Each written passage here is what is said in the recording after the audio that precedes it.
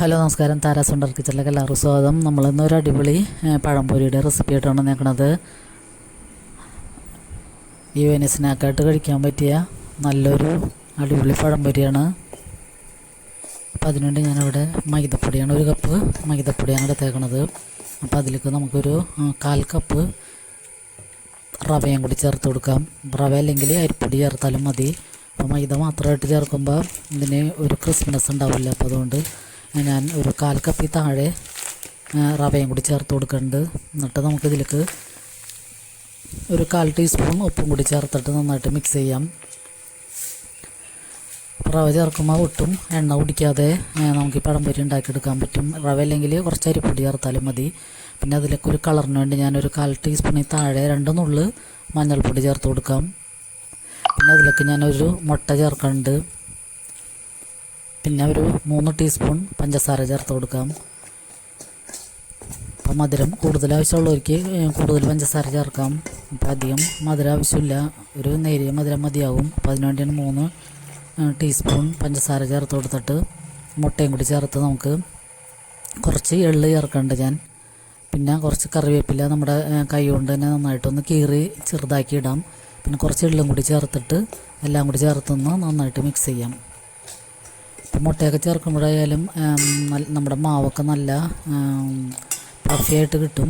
പിന്നെ ആവശ്യത്തിന് വെള്ളവും കൂടി ചേർക്കാം. സാധാരണ വെള്ളമാണ് ഞാൻ ചേർക്കണത്. എന്നിട്ട് നമുക്ക് മാവ് പഴംപൊരിക്ക് പാകത്തിനുള്ള മാവായിട്ട് മിക്സ് ചെയ്തെടുത്തതിന് ശേഷം നമുക്ക് പഴം, ഞാൻ ഇപ്പോൾ വലിയ പഴം 2ആക്കി കട്ട് ചെയ്തിട്ട് അതിൽ ഓരോ കഷ്ണം 3 കഷ്ണങ്ങളാക്കി സ്ലൈസാക്കി ആണ് കട്ട് ചെയ്തിട്ടേക്കണത്.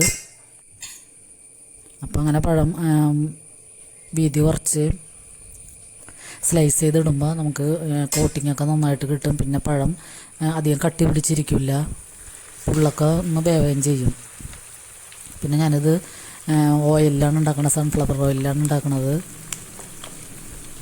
അപ്പോൾ നമ്മൾ പാനിലേക്ക് ആവശ്യത്തിനുള്ള ഓയിൽ ഒഴിച്ചു കൊടുക്കാം. അപ്പോൾ ഇങ്ങനെ നമ്മൾ ചെറുതാക്കി പഴംപൊരി ഉണ്ടാക്കുമ്പോൾ ഇത്രയും ഓയിൽ മതിയാകും. അല്ലെങ്കിൽ ഇതിൽ കുറേ കൂടുതൽ ഓയിൽ ഒഴിച്ചിട്ട് നമുക്കത് വേസ്റ്റായി പോകും.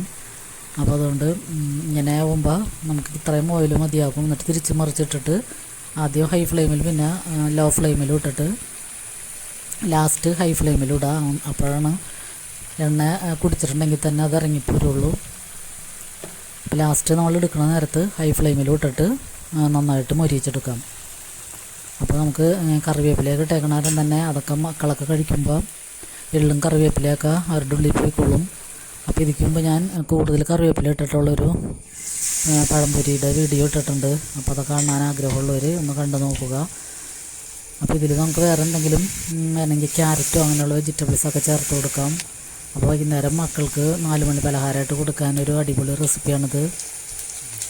പഴമൊക്കെ വാങ്ങുമ്പോൾ ഇങ്ങനെ 2 എണ്ണമൊക്കെ എടുത്ത് വെച്ചിട്ട് നമുക്ക് പെട്ടെന്ന് ഉണ്ടാക്കിയെടുക്കാൻ പറ്റും. കുറച്ച് മൈദ അല്ലെങ്കിൽ ഗോതമ്പ് പൊടി വെച്ചിട്ടായാലും ഉണ്ടാകും, ഗോതമ്പ് പൊടിയും അരിപ്പൊടിയും കൂടി മിക്സ് ചെയ്തിട്ടായാലും ഉണ്ടാക്കാം. പിന്നെ ഇത്തിരി സോഫ്റ്റ്നെസ് ഉണ്ടാവില്ല എന്ന് മാത്രമേ ഉള്ളൂ. അപ്പോൾ ഇതിപ്പോൾ ഞാൻ റവ ചേർത്തേക്കണാരം തന്നെ ഒട്ടും എണ്ണ കുടിക്കാതെയാണ് കിട്ടിയേക്കുന്നത്. നമ്മൾ ഒഴിച്ച എണ്ണ അങ്ങനെ തന്നെ കിടക്കുന്നുണ്ട് ഇതിൽ. അപ്പോൾ ഇടയ്ക്കൊക്കെ ഇങ്ങനത്തെ എണ്ണ പലഹാരമൊക്കെ മക്കൾക്ക് ഉണ്ടാക്കി കൊടുക്കാൻ നോക്കുക. അപ്പോൾ ലൈക്ക് ചെയ്യുന്നവർക്കും കമൻറ്റ് ചെയ്യുന്നവർക്കൊക്കെ ഒത്തിരി നന്ദിയുണ്ട്. അപ്പോൾ നിങ്ങളുടെയൊക്കെ സപ്പോർട്ട് ഇനിയും വേണം. അപ്പോൾ എല്ലാവരും ഒന്ന് കണ്ട് സപ്പോർട്ട് ചെയ്ത് ഷെയർ ചെയ്യാനും സബ്സ്ക്രൈബ് ചെയ്യാതെ കാണുന്നവരുണ്ടെങ്കിൽ സബ്സ്ക്രൈബ് ചെയ്യാനും മറക്കരുത്. അപ്പോൾ നമ്മുടെ അടിപൊളി ഈവനിങ് സ്നാക്ക് ഇവിടെ റെഡിയാണ്. അപ്പോൾ എല്ലാവർക്കും ഈ വീഡിയോ ഇഷ്ടമായെന്ന് കരുതുന്നു. അപ്പോൾ ഇതുപോലുള്ള നാടൻ റെസിപ്പീസൊക്കെ കാണാൻ നമ്മളെ ഒന്ന് സപ്പോർട്ട് ചെയ്യുക.